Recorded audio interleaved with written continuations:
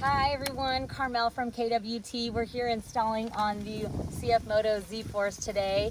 I'm going to walk you through how to do the installation from the beginning to end. So the first step, we are going to install the roll bar clamps.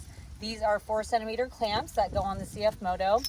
You're going to notice one side has an offset hole.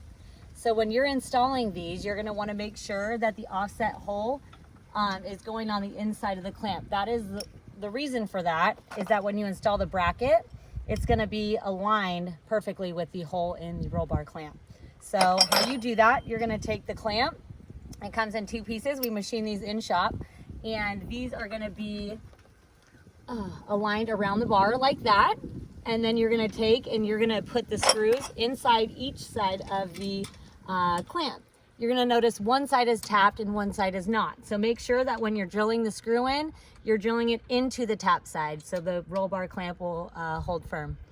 So I will show you how to do that. All right, now that we have our roll bar clamps installed, you're going to need a tape measure, and you're going to measure 8 1/4 inches between both clamps. So what this is doing, this is to ensure that when you install the arms on the clamps, that the filter is going to fit between both arms. So I'm going to shift this one in slightly, just about 8 1/4. All right, now what we're going to do is we're going to install the arms and the brackets that are going to attach the filter. So what you're going to do, you're going to take your screw, comes in your kit, and you're going to attach and make sure that when you attach the arm to the clamp, that there's enough clearance that's going to clear. If there's not, you just simply rotate the roll bar clamp enough that it's going to clear the top roof of the vehicle. You take your screw and you screw it right in. Just get it started.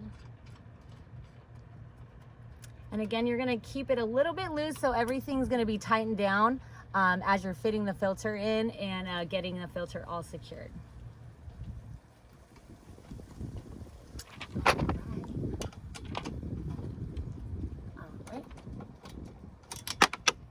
All right, this is the KWT particle separator.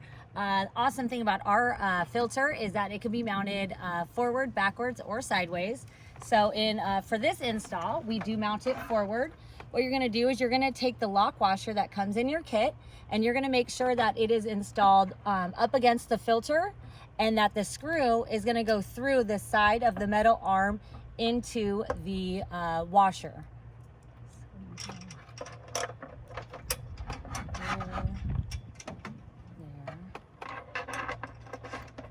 Just like that. And you will tighten everything down at the end. It's best to keep things loose so you can adjust it and make sure that the particle separator will be horizontal when you're done.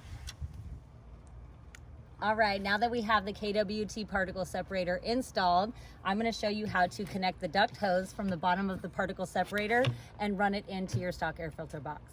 Okay, so next step, you're going to take off the stock air intake cover. There's 3 bolts that you're going to undo. 1, 2, 3.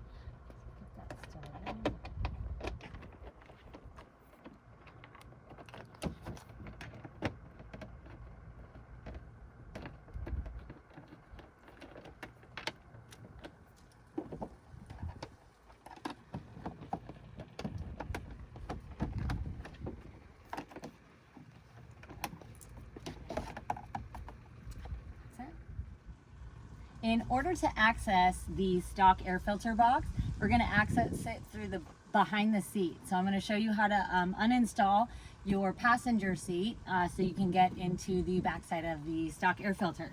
So you'll notice a latch that's right down here at the bottom of your seat. You're going to simply pull the chair forward, and it's going to come forward, but in order to pull the seat out of the vehicle, you're actually going to slide it back and pull it up and out of the car. That is how you uninstall the seat. Okay, so in order to access the stock filter box, you're going to see 4 screws right here. 1, 2, 3, 4. You're going to take all 4 screws out, and then I'll show you how the panel just kicks off and slides out. Now that all 4 screws are removed, you just simply slide the cover out. You got to want to be careful because there is wires attached to the back side. So you're just going to want to pull it and kind of slide it down out of the way. So so you can see inside and get to the stock air intake. All right, so for this next step, what you're gonna be doing is uninstalling the stock intake hose. So how you do that is you're gonna see this hose clamp right here. You're gonna take your screwdriver and you're gonna uninstall and loosen up the hose clamp that is attaching the intake adapter to the stock filter box. Okay, once you have the hose clamp uninstalled from the inside of the filter box, we need to remove one other bolt in order to remove the intake adapter. Okay, so now that we have the bolt unscrewed, you are gonna just simply take out the stock intake, and you will no longer be needing this because our KWT duct will go in its place. All right, next we are gonna drill our hole for our hose to go through. You are gonna need a drill and a 4-inch hole saw. So you'll see in its provided area right here, you're gonna wanna center the hole in the middle of this area about 1 inch from the top.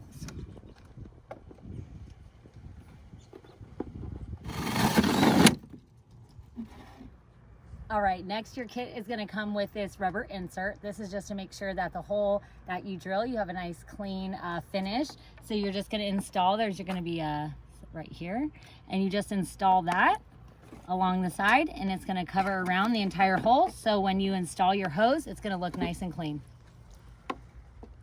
All right, so what we're gonna do is install the adapter. Since the stock intake box is actually 2.5 inches, we need this adapter that connects into the duct hose that goes into the filter that is 3 1/4. So using this adapter, we adapt down to the filter. So this is what it should look like when the adapter is installed. You're gonna wanna make sure it's really tight because you don't want any air or dust getting through this connection right here. All right, next step, we are gonna feed the hose, the duct hose, through the hole that we cut. So we're gonna put that in there, and then we're gonna install it and connect it to the stock air filter box on the other side. All right, now that the duct hose is fed through the hole, you're gonna wanna feed the hose clamp around the 3 1/4 inch duct hose and attach it to the other end of the adapter. All right, so now we're gonna connect the other end of the duct hose to the bottom of the particle separator. You're gonna take one of your hose clamps, and then you're gonna put it over the end, and you will feed the duct hose into the bottom of the particle separator.